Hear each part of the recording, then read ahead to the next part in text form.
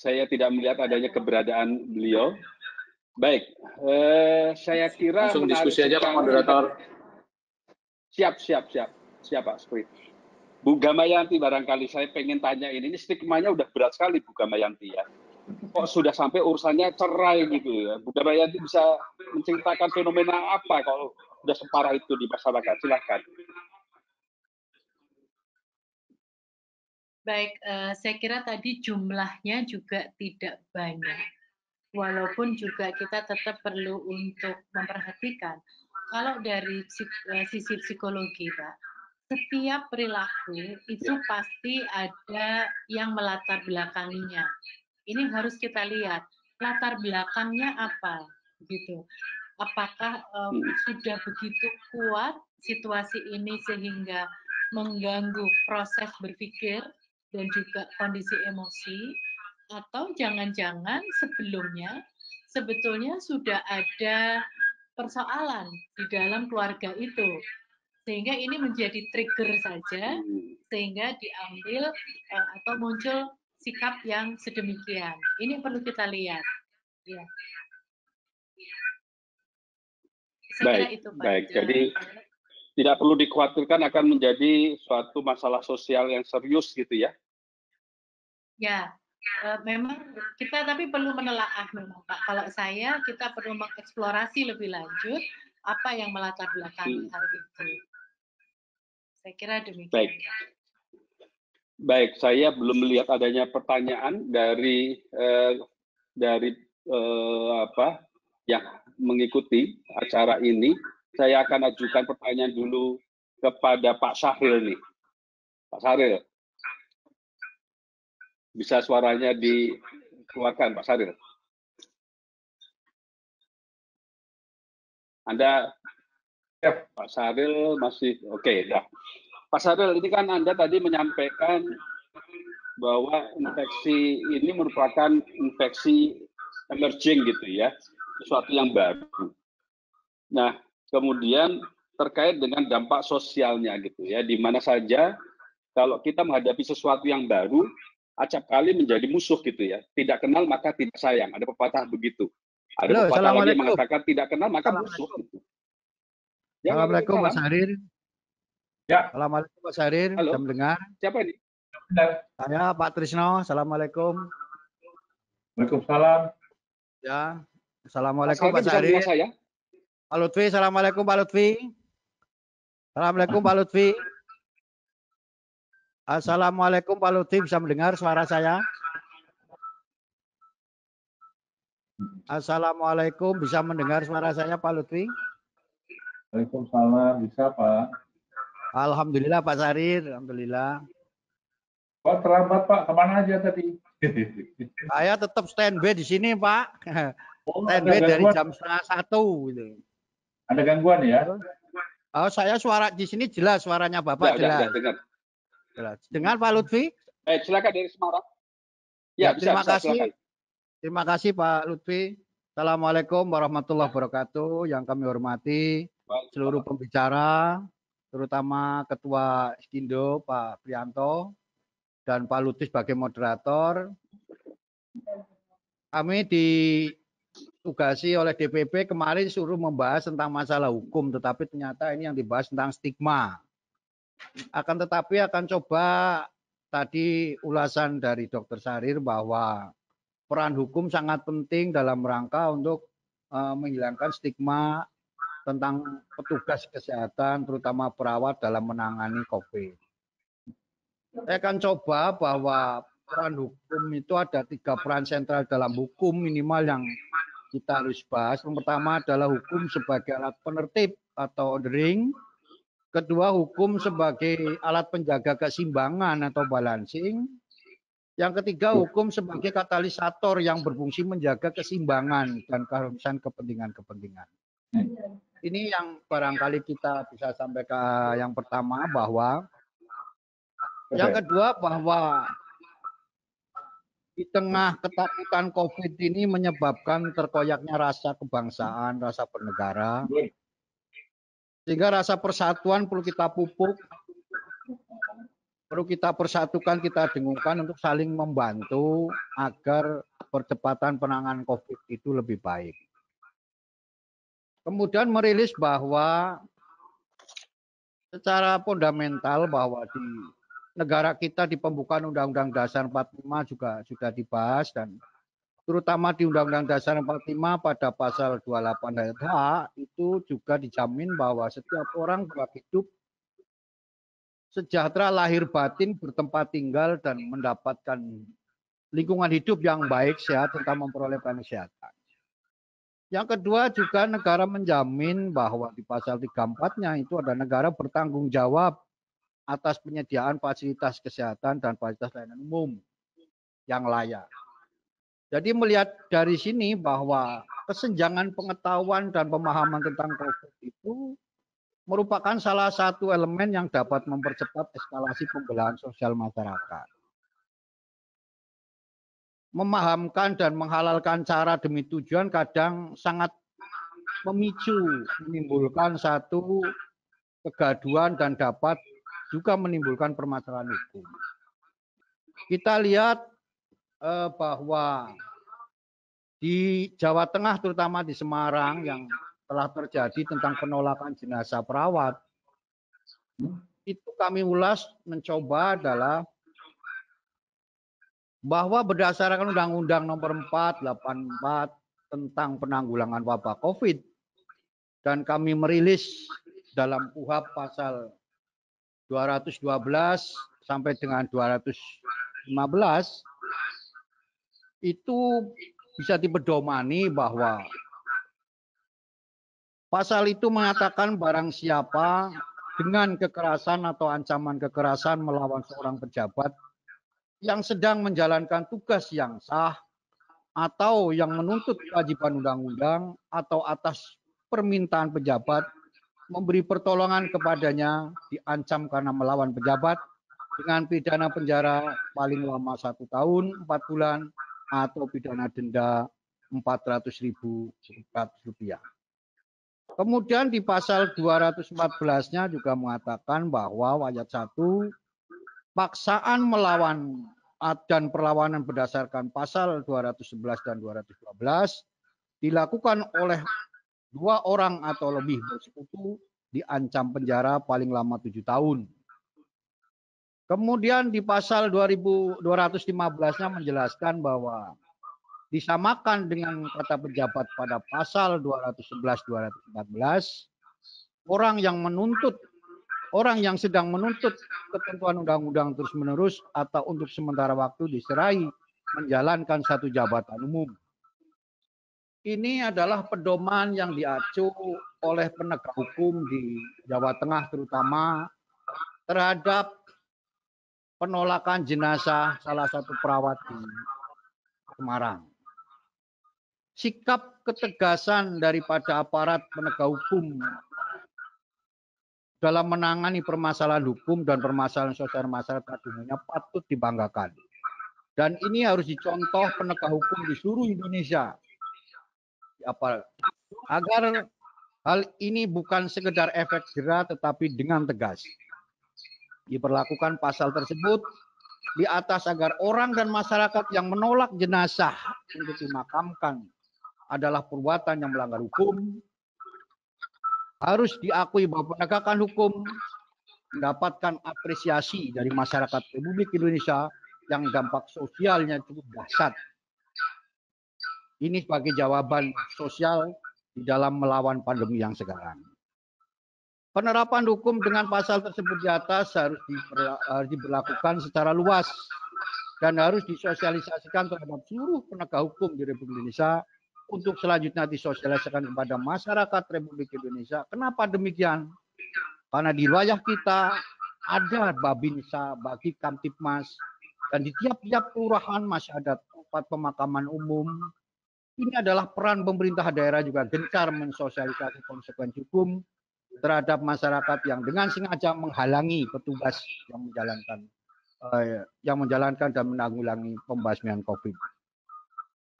Aparat pemerintah juga penegak hukum tidak hanya mensosialisasi hukum, apalagi ada warga yang menolak pemakaman, Harusnya ada sosialisasi untuk warga untuk menerima kedatangan perawat wilayahnya.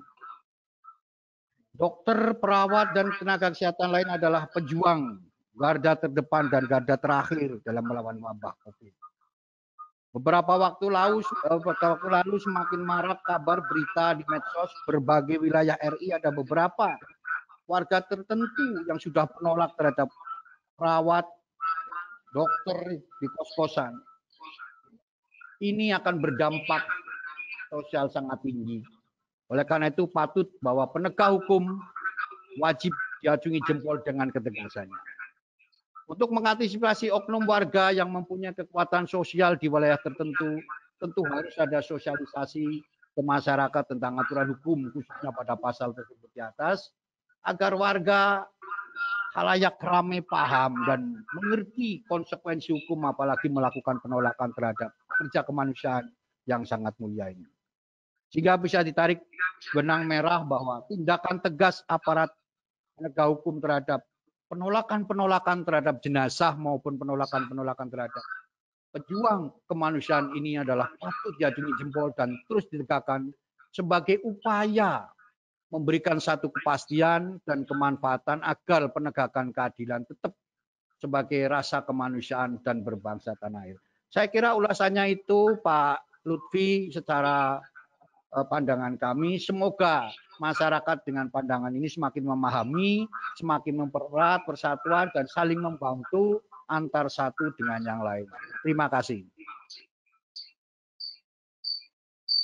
Terima kasih banyak Pak Sutresno, pencerahannya di bidang hukum tadi itu melengkapi pembahasan kita, pembahasan yang itu tentang di lapangan.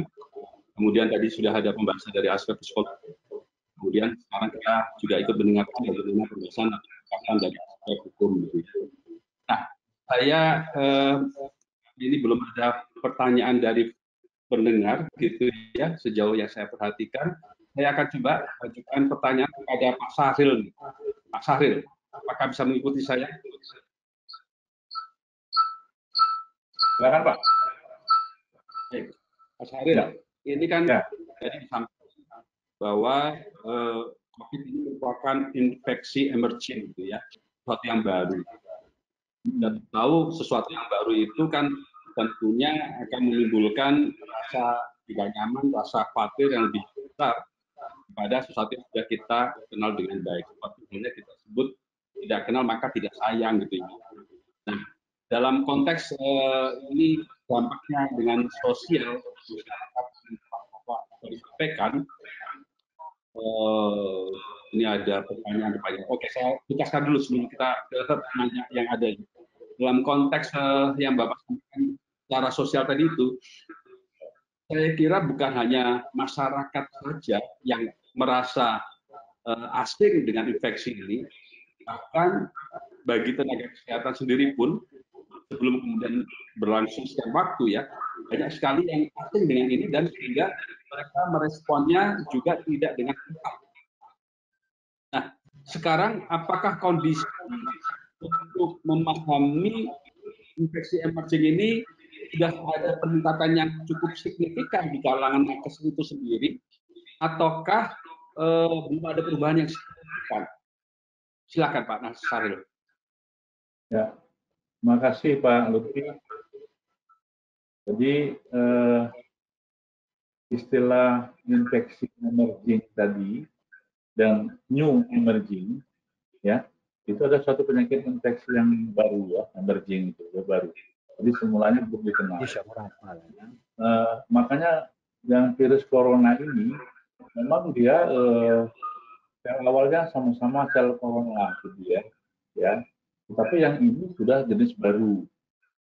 Nah, dengan jenis baru inilah maka seluruh dunia belum tahu sifat-sifat atau karakteristik dari virus ini.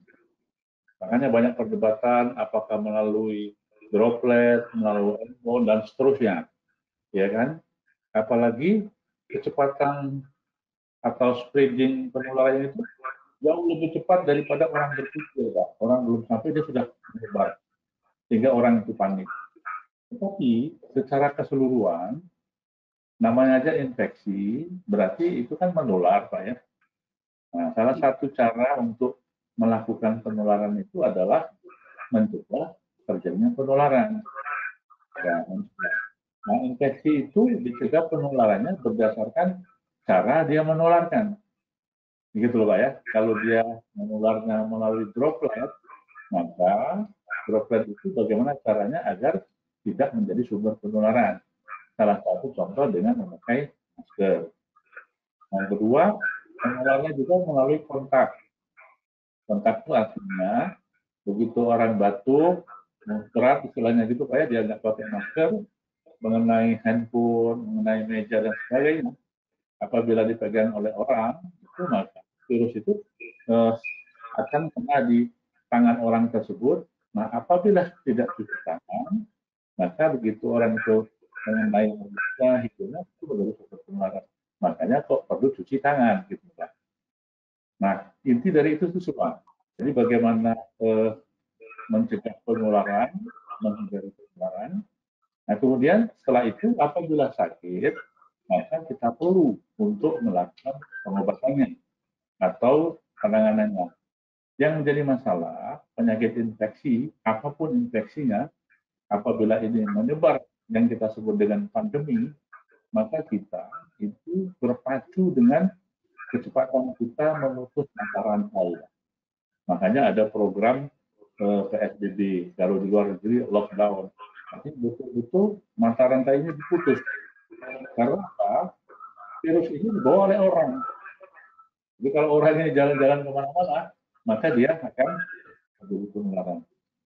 Nah, nggak tahu Pak, ke depan mungkin saja akan terjadi infeksi emerging yang baru yang kita nggak tahu Pak. Bisa jadi lebih dahsyat, dan seterusnya. Tapi mudah-mudahan dunia punya pengalaman untuk mengatasi masalah-masalah ini, walaupun tidak gampang. Contoh, dulu pada saat SARS, flu burung, itu kan juga membuat panik kita semua, Pak. Tapi tidak seberat kedahsyat ini. Jadi dulu tidak sampai pandemi begini, Pak. Jadi walaupun angka kematiannya lebih tinggi, tapi penyebarannya tidak sebanyak ini. Buktinya flu burung di Indonesia kemarin kan tidak seluruh daerah ada kena ya. Itu Pak. Satu pertanyaan lagi kepada Pak Syahril ya. Ya stigma Pak. Itu kan hanya pada orang, pada nakes, ya aja pada masyarakat gitu ya. Tetapi juga stigma itu terjadi terhadap rumah sakit. Sehingga rumah sakit sekarang itu pada umumnya itu kosong Pak, sepi. Kan begitu. Sehingga apa? Akibatnya rumah sakit menghadapi situasi yang agak anomali ya. Satu sisi terjadi peningkatan jumlah pasien COVID, tapi satu sisi pasien-pasien yang lain itu meninggalkan rumah sakit entah kemana gitu ya. Yang jelas tempat tidur rumah sakit itu ruang rawat inap itu hampir semuanya, terutama yang swasta itu kosong. Ya. Tapi masalah-masalah seperti masalah harus merumahkan bukan karena karantina rumah, tapi merumahkan karena kesulitan cash flow rumah sakit. Apakah hal seperti ini tidak terjadi di RSPI? Nah, terima kasih Pak. Jadi stigma itu kalau di RSPI saat awalnya kita cukup khawatir karena RSPI ini kan di wilayah masyarakat Pak, di masyarakat ya.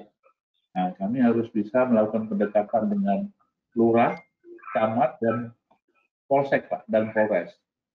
Karena ini adalah objek vital negara.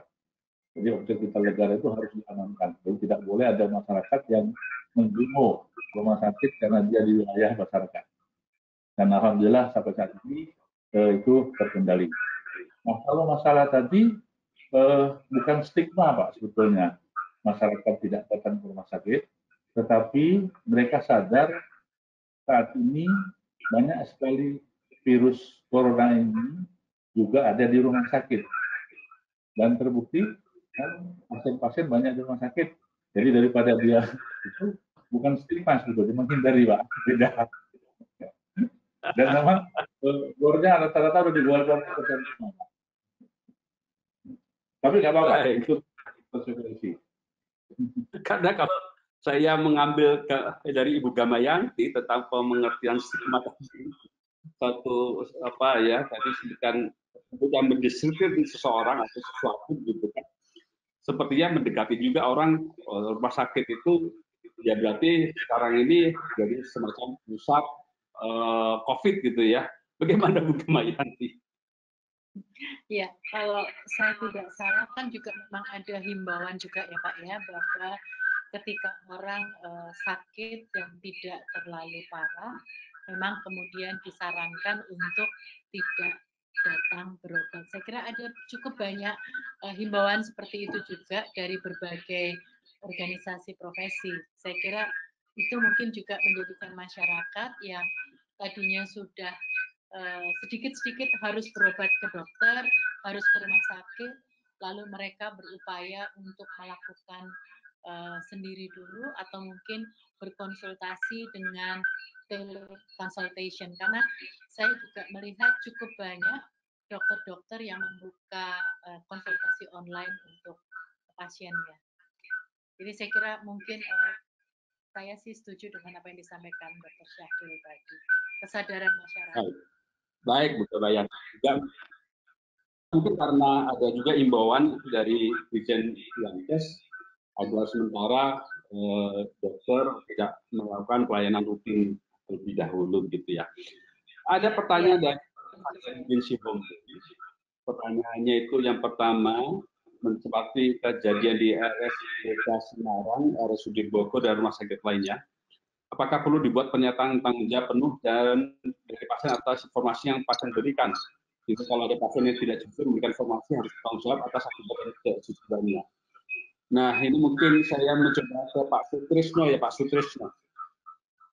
Pak Sutrisno, mengikuti saya. Ya, Assalamualaikum. Ya, halo. Ya, waalaikumsalam. Ya, Pak Sutrisno. Jadi ini banyak pertanyaan terkait tentang istilahnya rasa khawatir ketidakjujuran pasien. Pasien ini juga khawatir kalau jujur. Ini ada persoalan agak pelik ya, Bu Damayanti ya. Kalau pasien jujur, dia harus melalui suatu tahapan-tahapan yang mengakibatkan dia tidak bisa memperoleh apa yang harus dia terima. Misalnya begini, orang punya penyakit ginjal harus hadir. Ya ditanya apakah batuk atau tidak dan sebagainya. Kalau dia jujur maka dia harus screening, sehingga dia akan terlambat memperoleh pelayanan hadir. Kalau nggak jujur, repot lagi. Ya, mendengarkan ya Pak Sutrisno. Ya, terima kasih Pak Lutfi. Jadi begini, secara hukum memang setiap pasien berkewajiban untuk jujur memberikan informasi. Tetapi kejelian petugas kesehatan untuk menggali itu perlu satu teori. Ada teori kodrat yang kita bisa ambil sitir adalah dari dasar teori pada saat malaikat pencabut nyawa akan nyabut nyawanya Nabi Ibrahim, itu sang malaikat datang ditanya malaikat Iblis, saudara siapa? Saya malaikat pencabut nyawa. Saudara tidak tahu siapa saya. Tahu Anda Khalilullah, kekasih Allah. Apakah saudara tahu masa kekasih mau membunuh yang dikasih? Kalimat ini sangat mengganggu. Sehingga karena malaikat tidak sekolah, malaikat naik lagi kepada Gusti Allah. Allah memberikan kepada malaikat begini. Bilang sama Nabi Ibrahim, masa kekasih dipanggil sang kekasihnya tidak mau. Kalimat inilah menginspirasi kepada petugas kesehatan. Bagaimana menggunakan kalimat yang memang supaya orang itu paham, mengerti, dan melakukan kejujuran informasi. Sehingga tahapan-tahapan kejujuran informasi akan dilakukan di isolasi itu akan dengan sendirinya.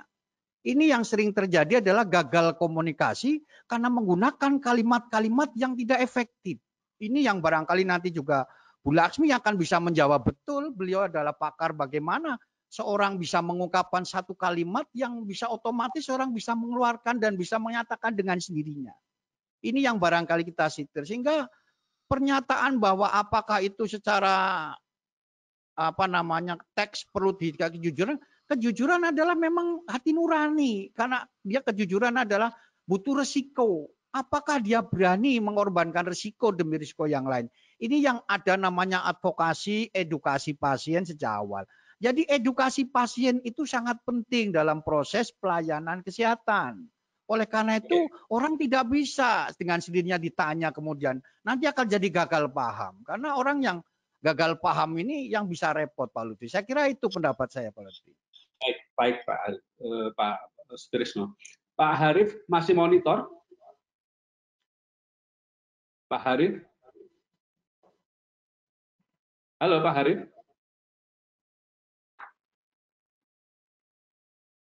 Baik, tidak ada. Pak Harif tidak ada ya. Baik, Pak Syahril saja barangkali ya. Ini bagaimana menakar kekuatan dan ketahanan rumah sakit khususnya SDM-nya Pak menghadapi puncak dan lamanya wabah atau pandemi COVID-19 ini. Silakan Pak Syahril. Ya, memang ini problem besar Pak. Jadi problem besar kita itu salah satunya di SDM. Jadi SDM dalam era pandemi ini berbeda dengan SDM yang bukan pandemi. Kenapa saya katakan berbeda? Kalau di era non-pandemi, SDM ini tidak ada ancaman-ancaman yang langsung kepada dia seperti halnya corona ini, Pak. Ya, satu. Nah, sehingga stabilitas SDM yang kita perhitungkan itu biasanya agak pas. Tapi begitu pandemi ini, maka SDM ini tidak bisa pas begitu, contoh. Karena dia tidak boleh terlalu lelah, terlalu capek. Kemudian ini juga rasionya lebih tinggi dari pasien-pasien yang lain. Jadi harus betul-betul semacam satu ke satu perawatan yang berbeda. Ya. Yang ketiga masalah SDM ini adalah keterbatasan SDM, Pak. Artinya dalam keadaan normal saja rumah sakit ini kan kekurangan tenaga nih Pak biasanya. Betul Pak ya? Kekurangan tenaga. Apalagi dalam keadaan ini. Dalam keadaan ini harus tambah. Makanya beberapa rumah sakit itu mendatangkan relawan. Termasuk RSPI Pak. Jadi RSPI ini mendatangkan relawan perawat, dokter spesialis, dan kemudian juga mendatangkan juga yang non-dokter. Contohnya tenaga kesehatan lingkungan Pak. Itu tenaga langka juga. Dan cukup dibutuhkan. Nah, sehingga kita harus mendapat backup penuh dari owner atau stakeholder utama dari rumah sakit ini untuk menyiapkan SDM ini. Itu SDM, Mbak ya. Nah, sehingga kalau kami dari Kementerian Kesehatan harus menjamin ini tenaga ini. Wisma Atlet itu kalau tenaganya nggak cukup, dia nggak bisa. Pak, ini ada satu pertanyaan lagi Pak. Pak, boleh Pak? Ya, langsung aja itu yang kedua itu, langsung ke Bapak itu, tentang rapid test itu, silakan. Jadi begini, tadi kan sudah saya sebutkan, di KAD itu ada namanya Pojak Kesejahteraan Pegawai Pak. Nah, salah satunya pegawai itu harus diperiksa kesehatannya secara umum maupun yang secara khusus berkaitan dengan corona ini. Nah, ada dua pemeriksaan yang corona ini, satu adalah rapid test, yang kedua adalah PCR atau swab itu. Nah, awalnya sebelum rapid test datang, Pak, kami melakukan swab. Karena kan rapid test kan baru-baru aja nih datang, Pak ya. Nah, gitu ya. Jadi kita udah swab. Nah, tapi dengan begitu ada kebijakan dengan rapid test, maka seluruh pegawai itu kita lakukan, tapi dengan secara bertahap. Karena kemampuan kita nggak cukup sekaligus. Jadi kita ambil dulu lokasi yang risiko tinggi, kemudian secara bertahap, secara keseluruhan dilakukan pemeriksaan.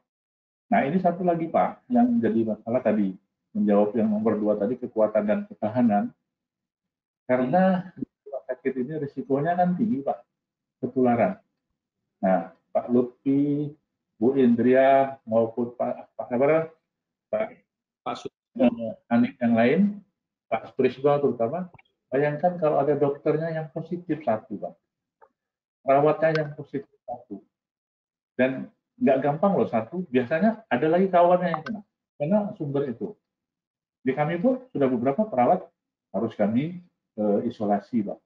Dokter juga ada yang minta isolasi. Nah inilah artinya prediksi persiapan tenaga itu tidak segampang yang kalau kondisi bukan COVID, Pak. Saya kira itu, Pak. Terima kasih.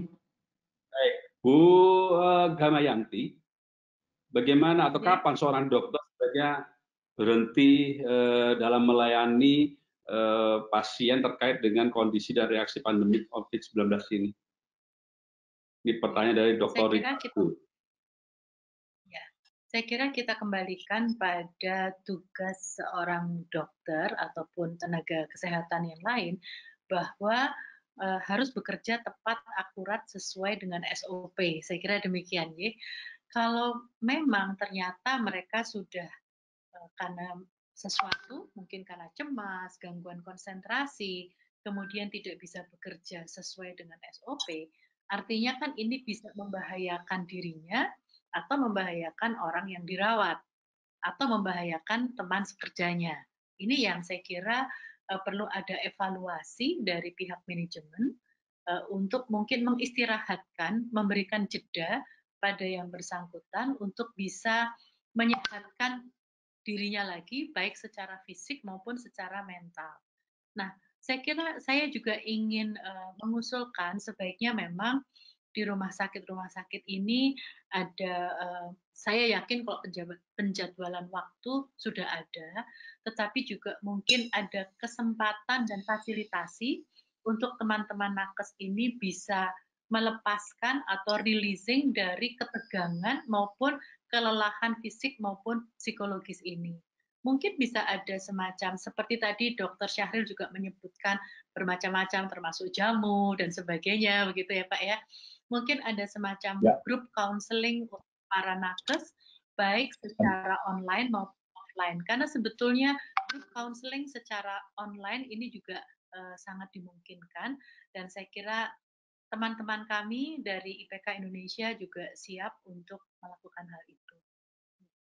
Baik sekali. Pak Syahril, tadi ada satu hal yang saya kira perlu diklarifikasi. Jenazah itu apakah masih menularkan atau tidak, Pak? Karena stigma di jenazah ini kan juga cukup tinggi ya. Silahkan, Pak.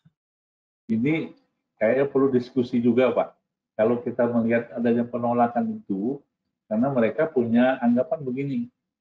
Kalau jenazah sudah dianggap tidak menulari, katanya Pak ya, apalagi di beberapa kenapa yang menguburkan itu pakai pakaian apa? APD lengkap itu katanya. Yang membuat kami juga takut, Pak. Nah, ini harus dipikirkan apakah besok kalau kita sudah meyakini itu, ya dikubur seperti biasa, Pak. Nah, ini salah satu diskusi bagi mereka. Tapi dari kami, sebenarnya saya ada pernyataan dari Kepala Departemen Forensik Rumah Sakit Dr. Sutomo, atau kita semua ahli mengatakan, jadi pasien itu begitu meninggal, itu sudah dimandikannya yang cara khusus, Pak. Tidak seperti jenazah biasa. Jadi ada alat, ada cairan yang namanya desinfektan, yang dari ujung rambut sampai ujung kaki, dari lubang ini semuanya itu dilakukan begitu. Kemudian setelah itu dibungkus lagi dengan suatu plastik yang juga itu diharapkan menjadi suatu alat untuk membarier apabila masih ada kemungkinan. Setelah itu masuk lagi dalam peti yang rapat sekali.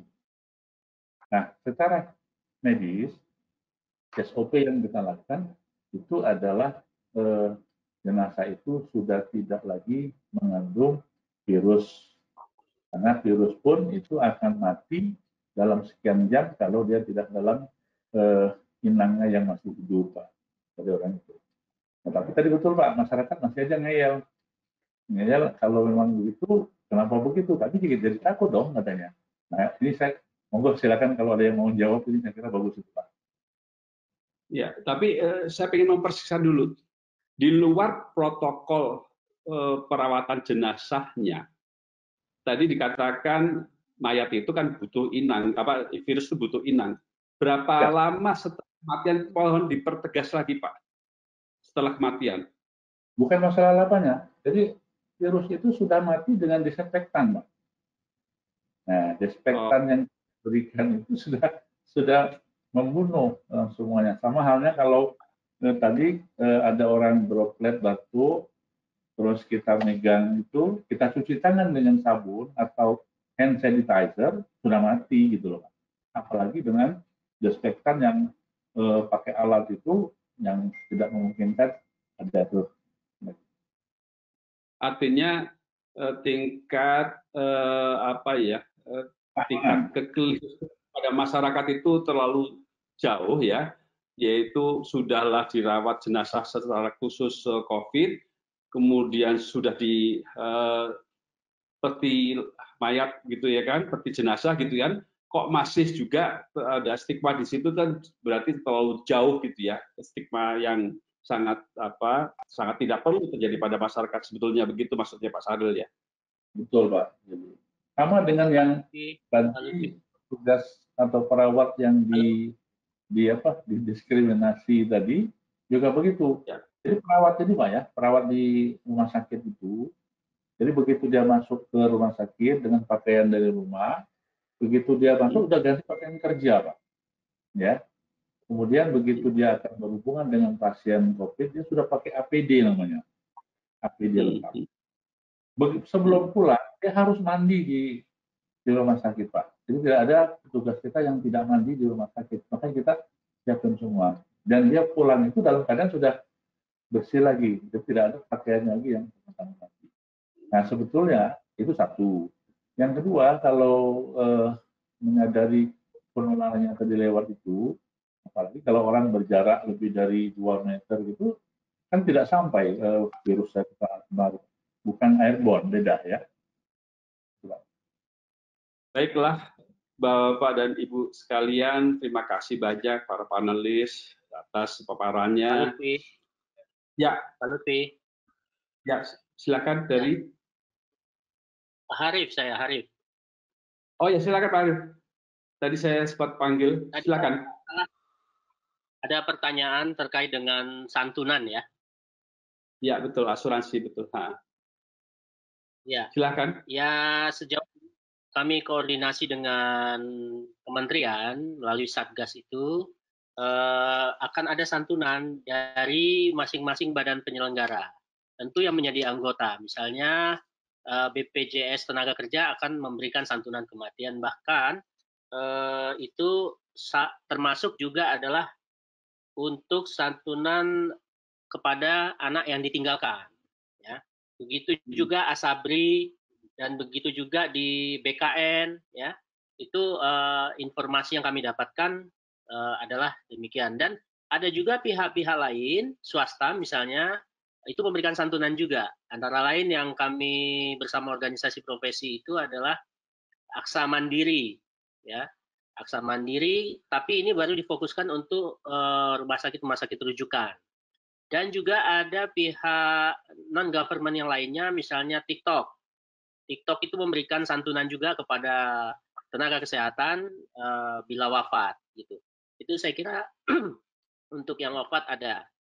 Cuma yang belum ini, yang perlu kami diskusikan lebih lanjut, adalah rumah sakit swasta yang faktualnya mereka juga memberikan pelayanan pada pasien COVID. Nah, apakah petugas kesehatan, dokter, perawat di sana itu mempunyai hak yang sama bila terjadi sesuatu atau bila terjadi bahkan sampai kematian pada mereka? Ini yang perlu kami perlu perjelas ulang, ya. Dan juga termasuk pada teman-teman yang di puskesmas serta yang ada di FKTP swasta. Nah, ini perlu mempunyai batas garis yang tegas seperti apa kebijakan ini dimunculkan. Nah, yang agak sulit itu nanti memverifikasinya, ya. Apakah yang dimaksud dengan kematian akibat COVID dalam melaksanakan tugas ini perlu analisis kronologis yang sangat detail dan teliti gitu. Itu saya kira. Yang terakhir saya mau ingin urung rembuk terkait dengan stigma tadi. Menurut saya yang titik kritis itu waktunya habis ya. Oke lah, baik. Terima kasih. Panitia juga ini. Mohon maaf sekali Pak Arif. Saya sempat panggil tapi mungkin komunikasi kita yang tidak bagus. Ya, tadi ini masih ada pertanyaan terakhir. strategi apa sebaiknya yang dapat kita lakukan untuk merubah stigma masyarakat. Saya kira tadi sudah disampaikan ya, perlunya banyak-banyak disampaikan atau edukasi kepada masyarakat, seperti barusan terakhir Pak Syahril menyampaikan tentang mayat yang sudah dilakukan perawatan jenazah dengan prosedur COVID, mestinya tidak perlu dikhawatirkan masih akan bisa menularkan. Hal-hal seperti inilah yang perlu disampaikan terus-menerus kepada masyarakat. Atas apapun yang sudah disampaikan tadi itu, saya ucapkan terima kasih sekali kepada Pak Syahril, pada Pak Sutrisno, pada Pak Arif, pada Bu Damayanti, juga kepada Pak tentunya ya, selaku fasilitator kita, Pak saya sampaikan pada Pak Supriantoro ya yang telah memberikan fasilitas kolaborasi ini dengan sebaik-baiknya. Dan saya selaku moderator, saya Muhammad Lutfi Hakim, Ketua Umum dari Himpunan Advokat Spesialis Rumah Sakit, memintakan maaf apabila dalam mungkin acara ini ada kekurangannya. Semoga kita bisa bertemu lagi dalam sisi yang lain yang lebih berarti. Sampaikan. Ya silakan. Boleh dikit Pak, itu ada yang ganjel Pak sedikit, boleh? Silakan. Boleh ya Pak Priantoro ya? Silakan. Silakan Pak Syahril. Silakan Ini Pak Syahril. ada pertanyaan dari Pak Yanwar Hamid, Pak. Bagus itu ya. Tadi bagaimana strategi kita terhadap stigma ini? Memang stigma ini di negara kita ini, kalau lihat sejarah ya Pak Pri ya, dulu ingat kita dengan kasus HIV, AIDS, kan stigma juga dulu Pak ya. Jangankan masyarakat awam Pak, dokter saja, itu dokter kalau mau operasi pasien HIV itu banyak yang nolak Pak. Nah, dokter loh, dia udah tahu sebetulnya cara penularannya. Tapi itu bergulir dengan waktu, akhirnya saat ini dokter rebutan untuk operasi pasien-pasien HIV karena ada uangnya dan dia tahu cara pencegahannya. Ini salah satu. Nah, menurut saya Pak, wajar-wajar kalau orang itu ada rasa khawatir dan rasa takut. Yang tidak boleh adalah dia melanggar hukum. Contoh, ya, dia boleh takut dengan COVID, khawatir dengan COVID, tapi dia tidak boleh, umpamanya menolak jenazah yang akan dikuburkan. Betul Pak Trisno tadi, dia kena hukum, kena undang-undang, yang berarti dia melanggar aturan, termasuk mendiskriminasikan masyarakat yang kena. Kalau dia melakukan pelanggaran hukum, dia bisa dituntut loh secara hukum, maksudnya begitu. Tapi kalau dia khawatir, boleh saja, tapi jangan sampai dia melanggar hukum. Itu aja Pak. Terima kasih Pak Pri. Terima kasih Pak Pri. Yuk. Terima kasih.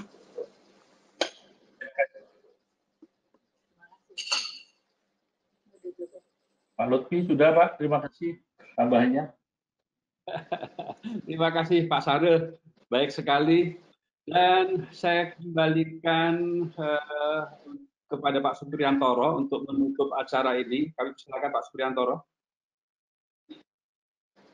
Baik, terima kasih Pak Lutfi selaku moderator. Ya, terima kasih Pak Lutfi selaku moderator. Demikian juga para narasumber, Bu Damayanti, Pak Arif, Pak Syahril yang luar biasa telah menyampaikan makalahnya. Demikian juga pembahas Pak Sutrisno, serta beberapa penanya yang mohon maaf mungkin masih banyak ingin mendiskusikan, ingin bertambah, tapi waktu memang sangat sempit. Tetapi paling tidak dari webinar ini kita menyadari bahwa memang dari data-data yang ada masih banyak stigma yang terbentuk di masyarakat tentang ketakutan terhadap petugas kesehatan.